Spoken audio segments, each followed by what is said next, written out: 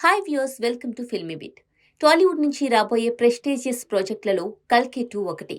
నాగశ్విన్ దర్శకత్వంలో వచ్చిన black buster చిత్రం కల్కి సినిమాకు సీక్వెల్ గా ఈ చిత్రం రాబోతోంది.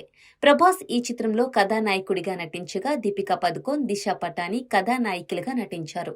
కమల్ హాసన్ విలన్ గా నటించగా, అమితాబ్ బచ్చన్, దుల్కర్ సల్మాన్, శోభన తదితరులు ఈ సినిమాలో కీలక పాత్రలు పోషించారు. వైజయంతి మూవీస్ బ్యానర్ ఈ సినిమాను నిర్మించింది. అయితే ఈ సినిమాకు పార్ట్ 2 త్వరలోనే సెట్స్ మీదకు వెళ్లనున్న విషయం మనకు తెలిసిందే. ఈ క్రమంలోనే ఈ ప్రాజెక్టుకు సంబంధించి ఒక షాకింగ్ న్యూస్ చిత్ర బృందం ఇప్పుడు వెల్లడించింది. ఈ ప్రాజెక్ట్ నుంచి బాలీవుడ్ నటి దీపికా పదుకోన్ తప్పుకున్నట్లు చిత్ర బృందం అధికారికంగా ప్రకటించింది. ఈ విషయాన్ని ఎక్స్ వేదికగా వెల్లడించింది.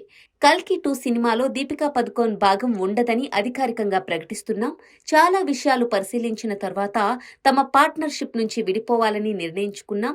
పార్ట్ 1 సినిమా చేయడానికి చాలా దూరం ప్రయాణించినప్పటికీ మా మధ్య భాగస్వామ్యం కుదరలేదు.